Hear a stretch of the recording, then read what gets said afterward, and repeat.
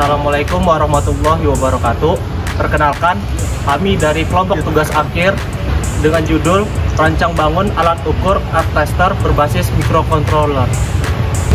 Perkenalkan, nama saya Aldi Darmansyah Prawira dengan NIM 21060120140140176 dengan judul Rancang Bangun Hardware berbasis Microcontroller untuk pengukuran presisi tahanan tanah.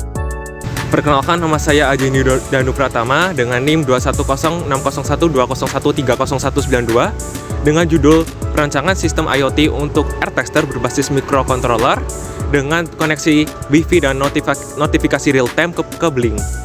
Perkenalkan, nama saya Muhammad Sofaul Maba dengan NIM 21060120140140106 dengan judul Perancangan Sistem Pengendalian Arc Tester berbasis Microcontroller dengan Monitoring Human Machine Interface HMI in Action.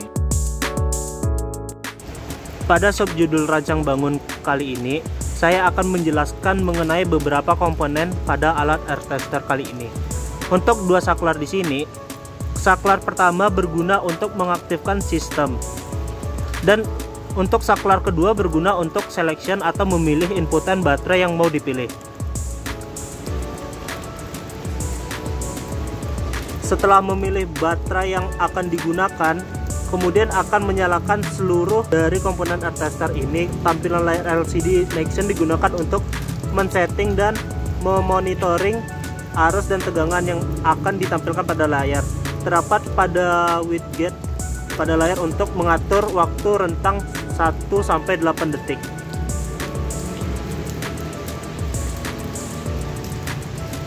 Guna memberikan pengukuran dengan tingkat akurasi yang tinggi.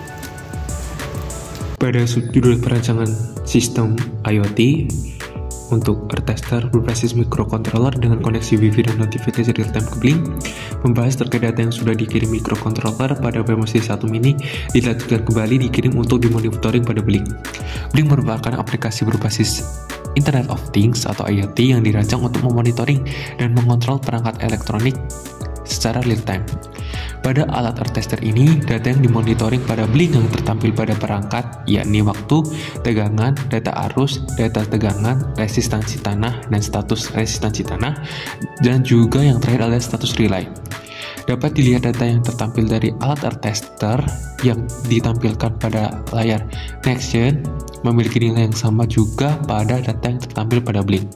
Pada subbab perancangan sistem pengendalian Arc Tester berbasis Microcontroller dengan Monitoring Human Machine Interface HMI in Action, saya akan menjelaskan beberapa fungsi-fungsi komponen di dalamnya. Di sini ada baterai sebagai satu daya Arc Tester dengan tipe baterai NiMH dan tegangan 9,6 volt dengan kapasitas 17.000 mAh. Kemudian masuk pada low voltage disconnect sebagai pengaman baterai. Di sini ada fuse yang berfungsi sebagai pengaman ketika ada short. Aliran daya kemudian masuk ke step down dengan tujuan menurunkan tegangan baterai 9,6 volt ke 5 volt dengan stabil untuk mensuplai listrik semua komponen kontrol. Aliran daya juga masuk ke step up dengan tujuan menaikkan tegangan baterai dari 9,6 volt ke 12 volt dengan stabil untuk mensuplai kelistrikan yang dibutuhkan pengukuran pentanahan.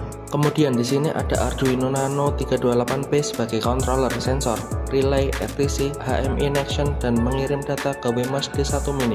Dan juga terlihat WMOS D1 Mini di sebelah kanan Arduino yang berfungsi sebagai IoT semua data dari Arduino. Semua data diproses oleh Arduino sehingga mendapatkan output berupa tegangan baterai yang didapat dari sensor tegangan untuk mengukur kapasitas baterai. Kemudian ada data hari, tanggal, dan waktu yang diambil dari real-time clock atau RTG. Kemudian ada data arus yang diambil dari sensor arus ACS 712 pada pentanahan. Dan juga ada data tegangan yang diambil dari sensor tegangan pentanahan. Kemudian ada status Arc Tester yang berfungsi sebagai notifikasi apakah alat tersebut sedang pengukuran atau tidak. Dan ketika sedang pengukuran, maka proses pengukuran bisa dilihat pada proses bar. Kemudian ada resistansi tanah yang berfungsi sebagai menampilkan output pembagian dari nilai sensor tegangan dibagi dengan sensor arus ACS 712 berupa nilai resistansi tanah. Ada hasil hasil pengujian yang memberikan kesimpulan langsung apakah resistansi bagus atau resistansi buruk. Kemudian ada input waktu yang bisa diinputkan waktunya dari 1 detik sampai 8 detik sebagai interval pengukuran resistansi pertanahan. Kemudian ada tombol stop yang dapat disentuh dan berfungsi untuk menghentikan proses pengukuran ketika sedang dalam proses pengukuran resistansi pertanahan. Yang terakhir ada tombol start yang dapat disentuh dan berfungsi untuk memulai proses pengukuran resistansi pertanahan sesuai dengan input waktu yang diberikan. Ya, sekian, terima kasih. Wassalamualaikum warahmatullahi wabarakatuh.